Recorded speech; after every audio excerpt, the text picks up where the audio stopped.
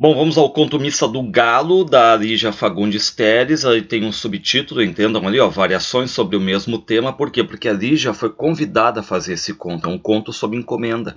Então ela vai fazer uma variação sobre o mesmo tema, que é sobre o conto Missa do Galo, do Machado de Assis, o clássico conto Missa do Galo, do Machado de Assis. E detalhe, não foi só a Lígia que fez uma variação sobre a Missa do Galo. Tem a versão do Osman Lins, da Julieta de Godoy Ladeira, da Nelly da Pinhon, do Altra Dourado.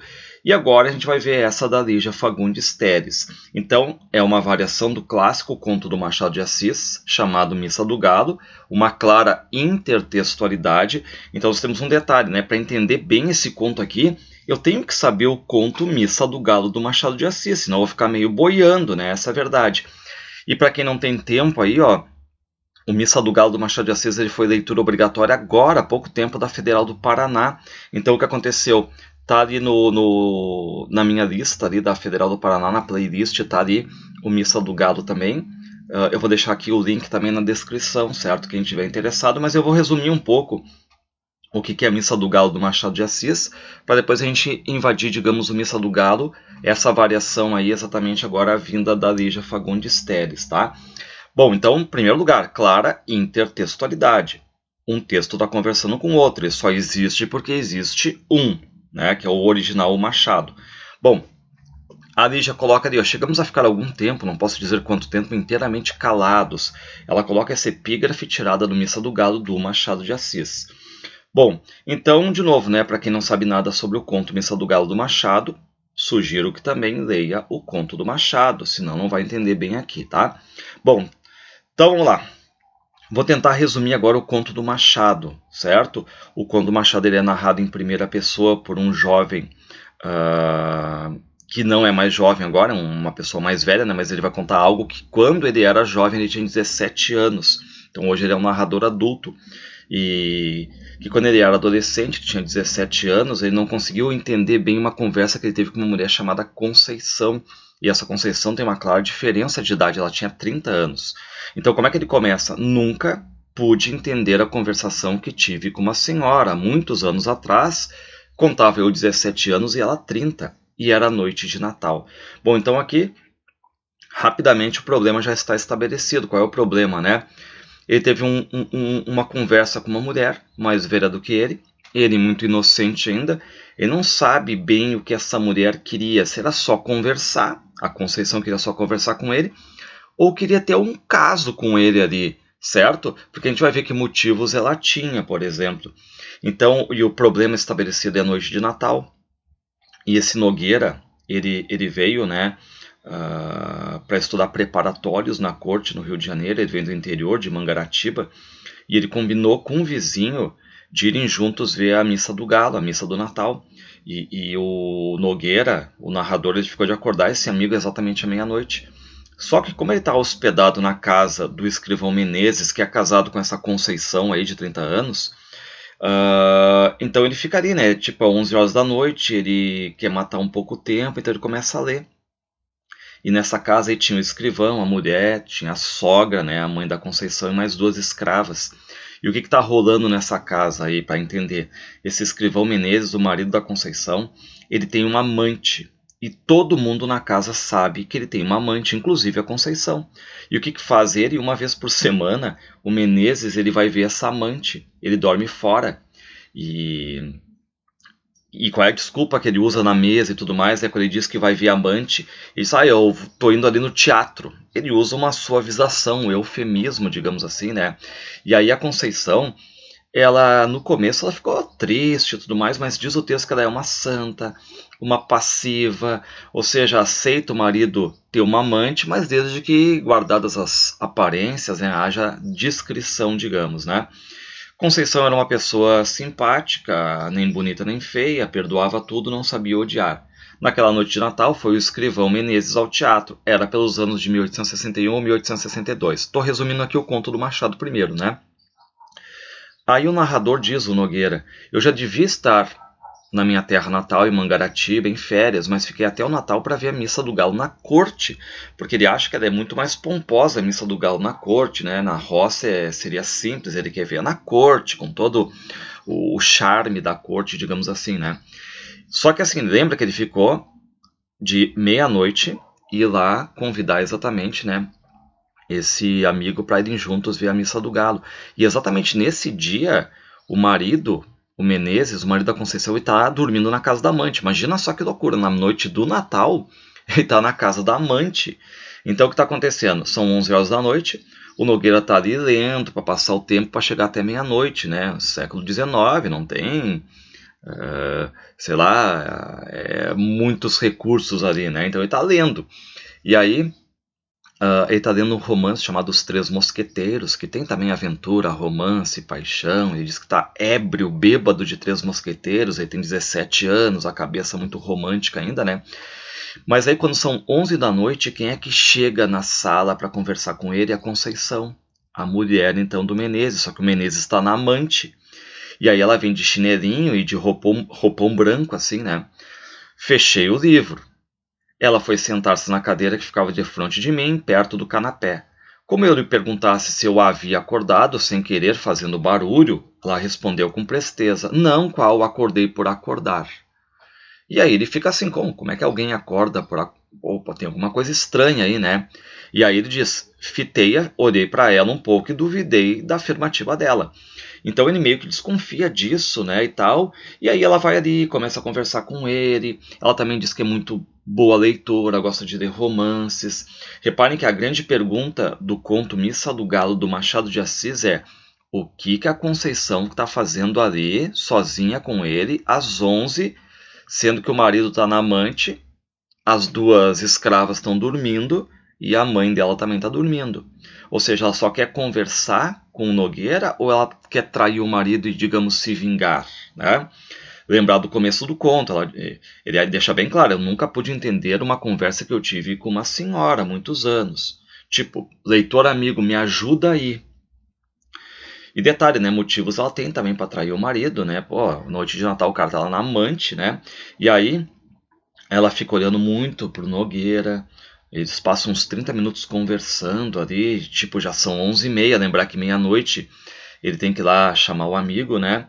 E aí ele vai dizer que ela parava algumas vezes, examinando um trecho de cortina ou consertando a posição de algum objeto no aparador, afinal deteve-se ante mim com a mesa de permeio. O que acontece, né? Pouco a pouco ela fica olhando para ele, pouco a pouco tinha se inclinado, fincar os cotovelos no mármore da mesa e meter o rosto entre as mãos espalmadas. Não estando abotoadas, as mangas caíram naturalmente, e eu vi metade dos braços, muito claros e menos magros do que se poderiam supor. Reparem que só o fato de ver os braços ali já diz muito, né? Porque dentro daquela questão do século XIX, mulher de cabelo curto, mulher de cabelo preso, sempre solto, só na presença do marido, dentro de casa, né? Enfim, aqui as roupas todas bem fechadas, e aqui ele tá me vendo o braço dela, né? Então ele fica todo, né, ali emocionado porque tá vendo os braços dela. E aí e a gente nota que ele fica mais assim, né, fascinado, porque ele aumenta um pouco a voz, fala mais alto, e a todo momento ela diz, né, fala mais baixo porque tu pode acordar minha mãe e tudo mais, né?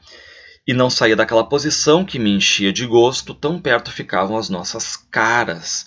Ou seja, né, o que o Nogueira diz ali, dá a entender que tá tudo para rolar, né? Só que à medida que o tempo vai avançando e está chegando perto da meia-noite, parece que a coisa vai esmorecendo, vai diminuindo, vai ficando mais frio. E aí ela troca de lugar e levanta e larga uma frase estranha para o Nogueira. Ela diz assim, ó: há ocasiões em que eu sou como mamãe, acordando-me, custa-me dormir outra vez, rolo na cama à toa, levanto-me, acendo vela, passeio, torno a deitar-me e nada. E aí ele pergunta: foi o que aconteceu contigo hoje? Não, atalhou ela. E de novo, eu não entendi a negativa. E nem nós, leitores. Ou seja, ela acordou então para quê? E sendo ela, como diz o Nogueira, uma passiva, digamos, né? Talvez ela esteja esperando algo vir do Nogueira. E o Nogueira é um gurizão romântico, apaixonado, que também está brecado ali, né? E de repente a Conceição começa a mudar um pouco o comportamento, ou dando a entender que ele vá falar alguma coisa, né? Porque ela olha para os quadros, tem 2 quadros pendurados na sala, e eram quadros de mulheres. E ela diz, isso aqui não combina com mulher de família, eu prefiro imagens de santas, né, e tudo mais. Talvez ela comece a falar, dando indícios assim, né, pro Nogueira, talvez entrar com uma maior intimidade, mas ele não faz. Aí eles continuam a conversar. Diz aí, chegamos a ficar por algum tempo, não posso dizer quanto tempo, inteiramente calados. Reparem que é a epígrafe que a Lígia usa no conto dela. A gente está no conto do Machado ainda, né? Porque não adianta vocês entenderem o da Lígia sem saber o conto do Machado, porque nós temos uma intertextualidade. Bom, o que vai acontecer? O papo deles vai durando e se perdem quando vem a meia-noite. E o Nogueira, que tinha que ir lá avisar o amigo, se esquece, o amigo que bate na porta ali, digamos na janela, né, para avisar o Nogueira. Subitamente ouviu uma pancada na janela do lado de fora e uma voz que bradava, missa do galo, missa do galo. É o amigo que veio chamar o Nogueira. E aí, o que ela diz, né? Vá, Nogueira, não se faça esperar, a culpa foi minha, adeus, até amanhã. E aí o Nogueira vai para a missa. Mas também há um estranho, uma coisa meio fantástica no conto do Machado, porque durante a missa está o narrador, o Nogueira, do lado do padre. Só que ele vai dizer que entre o padre e ele começa a se impor, digamos assim, a se interpor a figura da Conceição entre eles. Então fica na imagem dele, ele que já era todo, né, romântico e tudo mais. Bom, aí vem o ano novo, o Nogueira sai da corte, vai para Mangaratiba, vai para sua cidade, né? E depois em março ele volta para o Rio de Janeiro e ele fica sabendo que o Menezes, o marido da Conceição, e lá pelas tantas o que traía a Conceição, morreu.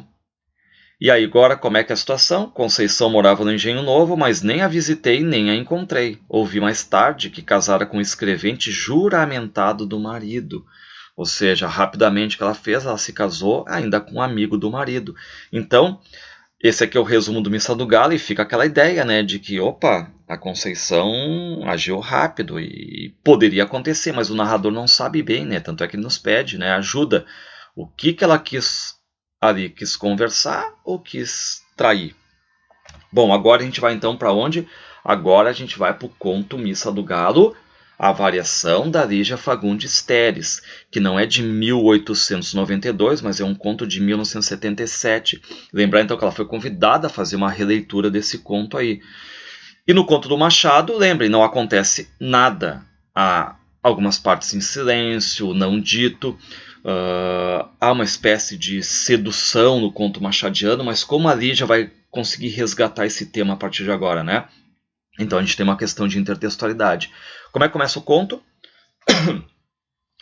Encosto a cara na noite e vejo a casa antiga. Os móveis estão arrumados em círculo, favorecendo as conversas amenas. É uma sala de visitas. Ou seja, surge um narrador em primeira pessoa que vai ali observar a conversa entre dois personagens. Encosto a cara na noite e vejo a casa antiga. Quem seria esse narrador, digamos, né? Então, pode ser até um Nogueira pós-morte, alguma coisa nesse sentido, né? Um narrador intruso, um leitor curioso de Machado, ou a Lígia querendo ver, né? Enfim, o que poderia acontecer, ou tentar nos desvendar o que realmente está acontecendo aí nessa cena entre os dois, tá? Aí fala do canapé, da mesinha, dos quadros, e começa a mirar quem? O rapaz que está ali, que é o Nogueira, né? Que no conto do Machado é o Nogueira, e que no conto da Lígia é só rapaz e tudo mais, ele não é nomeado, né? Mas a gente sabe que é o Nogueira ali. Deixo por último o jovem, é um jovem lendo dentro do círculo luminoso, os cotovelos fincados na mesa, a expressão risonha. Ou seja, né?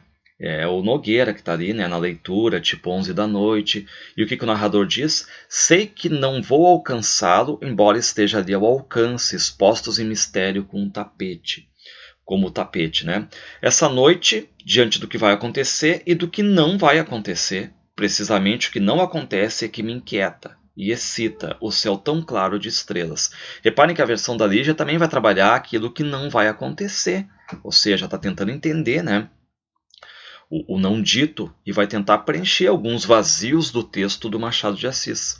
Não entendo, o jovem dirá quando lembrar o encontro e a conversa com a senhora que vai aparecer daqui a pouco. E realmente, né, o que diz o conto do Machado na abertura do Nogueira? Né? Nunca consegui entender uma conversa que eu tive com uma mulher, contava eu 17 anos, ela 30. Mas o narrador já coloca aqui uma dúvida, ó. Não entende?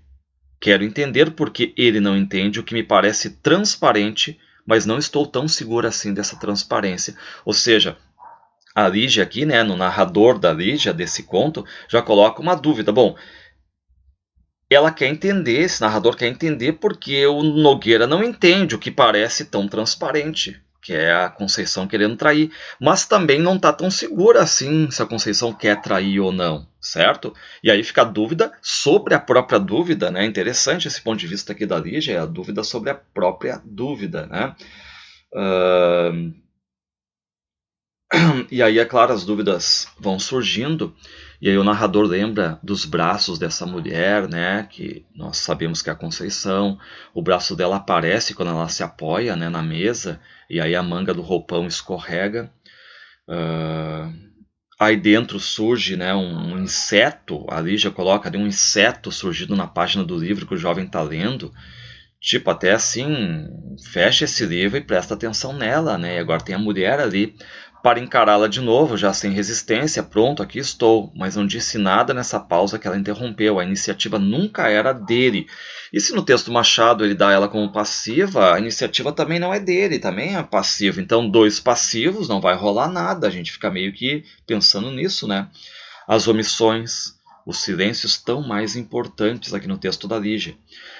Tirante os silêncios mais compridos, a conversa até que foi intensa desde a hora em que ela surgiu no fundo do corredor e veio com seu andar enjaulado, o roupão branco, magra, mas os seios altos, como os da deusa da gravura, os cabelos num quase desalinho de travesseiro.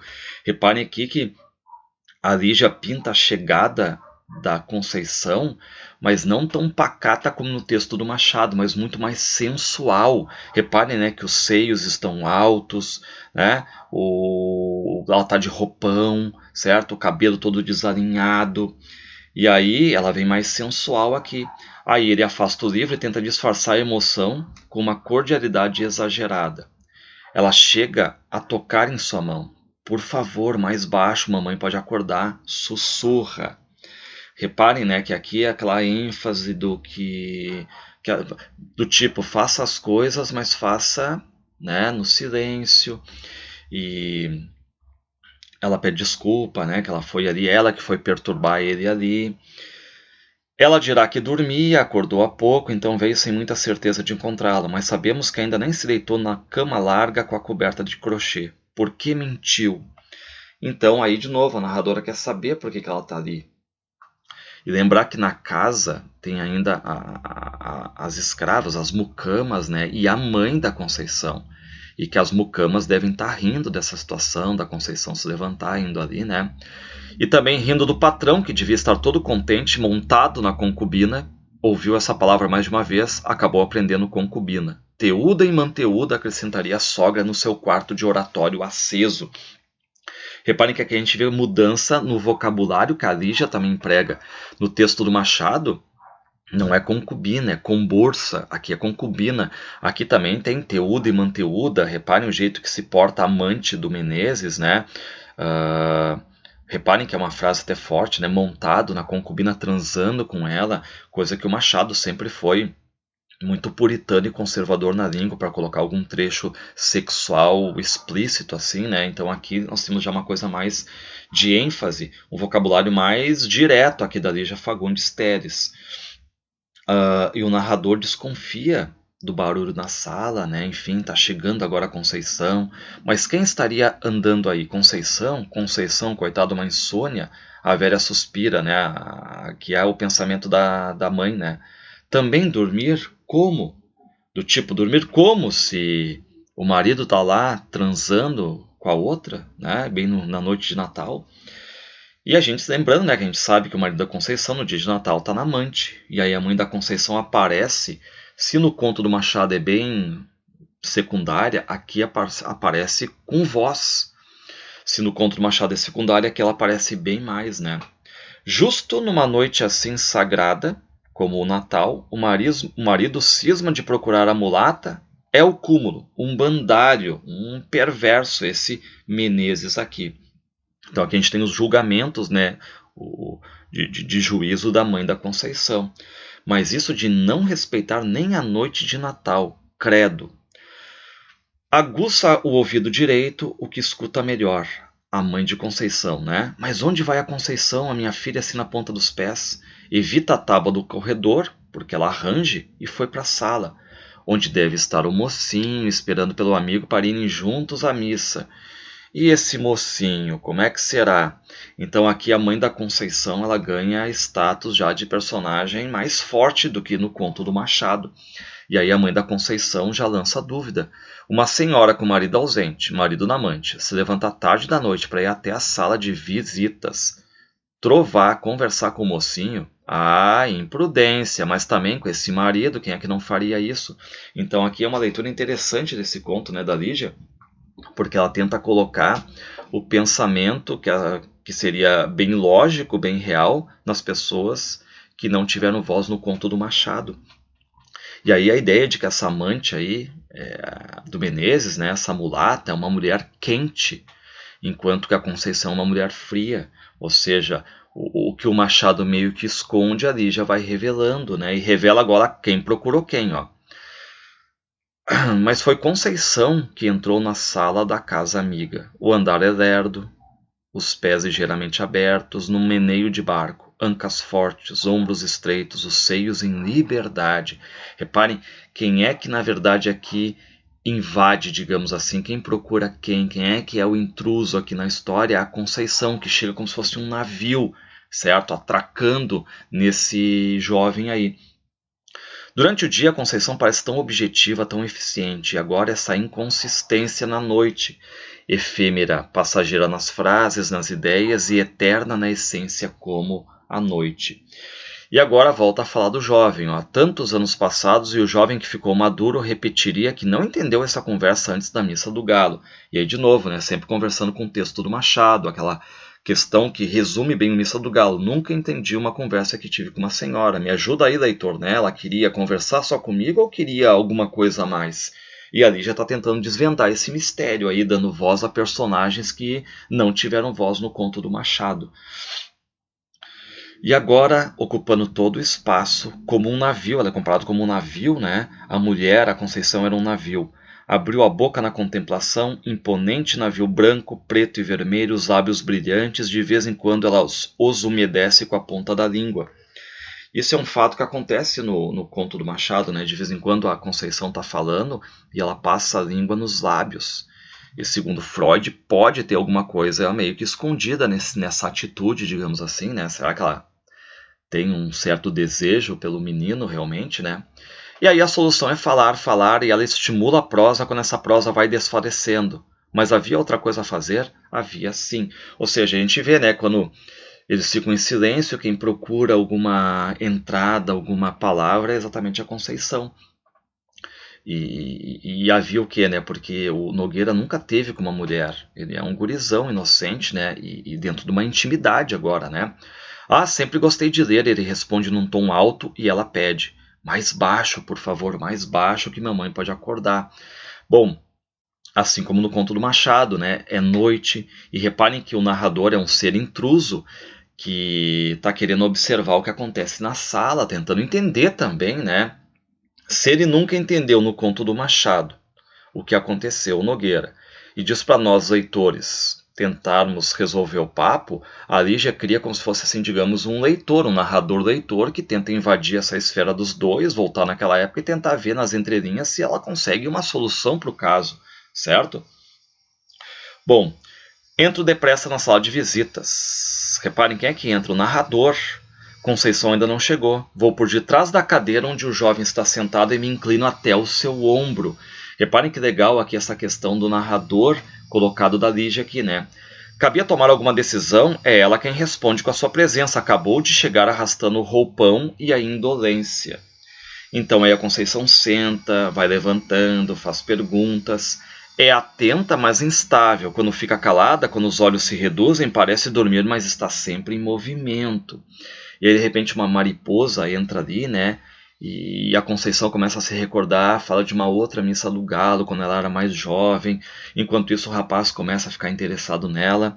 Está mais interessado nela do que no romance. E olha que o romance é atraente, né? Os Três Mosqueteiros, né? Enfim. E aí ela vai observando, né, o rapaz. Enquanto ele fala, ela observa que suas mãos são bem feitas, não parecem mãos de um provinciano, tão espirituais. Será virgem ele? Dá uma risada e ele ri sem saber por que está rindo. Mas porque também eu não consigo me afastar dessa sala. Reparem, né? Porque eu também não consigo me afastar. O narrador quer saber se vai acontecer alguma coisa. É tipo um voyeur agora, né? Ele é um intruso. É um narrador intruso. Está ali como um curioso, como se quisesse responder aquela pergunta que o Nogueira fez lá no Conto do Machado. Né? Nunca consegui entender uma conversa que tive com uma mulher. E aí o narrador diz, né? Há momentos em que presinto nele uma dissimulação, um jovem se fazendo de todo diante de uma mulher provocativa. Reparem que aqui o narrador vê que a Conceição ela é provocativa, é uma mulher que está querendo, né? E aí a Conceição levanta, vai até a janela, vai por trás da cadeira onde ele está, e ela sempre diz, fale mais baixo, né? Ela suplica. E aí o narrador parece estar torcendo que aconteça alguma coisa ali, porque ele sabe que daqui a pouco vai ser meia-noite, tudo vai terminar, então tem que acelerar. Se há de acontecer alguma coisa, que aconteça já. E o grande relógio empurrando seus ponteiros. Quando os ponteiros se juntarem, ou seja, meia-noite, ambos estarão se separando, ela no quarto e ele na igreja, porque ele vai para a missa do galo. Tão rápido tudo, mais uns minutos e o vizinho virá bater na janela. Hora da missa, vamos? Perdidos um para o outro, nunca mais aquela sala. Ou seja, é a chance, é ali, é o momento, não vão mais repetir aquele momento ali. Aquela noite, vocês sabem que dentro de alguns minutos será o nunca mais, ou seja, vocês vão tomar uma atitude ou não vão tomar uma atitude, né? Faça com que aconteça alguma coisa, repito. Ou seja, como se o narrador pudesse, né, atrapalhar nessa cena, colocar algum movimento, alguma coisa e tal, e fazer com que aconteça, né? Repito, meu coração está pesado diante desses dois indefesos no tempo. Bom, e aí eles começam a conversar e um assunto puxa o outro, como se eles tivessem a noite toda pela frente. Eles não têm. Mas o que é isso? Bom, chega a meia-noite. O vizinho chamando já, deve ser a afobação dele, não será cedo ainda. E aí o narrador diz, eu não quero acreditar que bateu meia-noite e não vai acontecer nada de novo, né? E aí ela fica mais enérgica, ela levanta e diz, tá na hora sim, desculpa, né? Pela última vez, ele vislumbrou os bicos acetinados das chinelas, vai reencontrá-los onde? Na igreja, porque lembre, no Conto do Machado, ela vai se interpondo entre ele e o padre. O bordado de fios de seda cor-de-rosa na estola do padre, lembrança luminosa que se mistura ao roupão com seus engomados e rendas. Bom, ele faz o quê? Ele fecha o livro, ela tranca a porta, ainda ouve os passos dos dois amigos se afastando rapidamente, olha em redor, a mariposa sumiu, quando volta ao quarto, pisa na tábua do corredor, aquela que range. Rangeu, fez barulho, mas agora está desinteressada da mãe e da tábua, tanto faz, né? No canapé, a almofadinha das guirlandas um pouco amassada. E aí o que diz o narrador? Eu apago o lampião, digamos, eu fecho a cortina, né? Eu fecho, eu sou o último a sair, digamos. Ou seja, assim como no Conto do Machado, nada acontece no Conto da Lígia, certo? Mas muito bonito aqui essa intertextualidade que ela faz com o Conto do Machado. É um conto a ficar de olho aí, né? Por uma possível pergunta.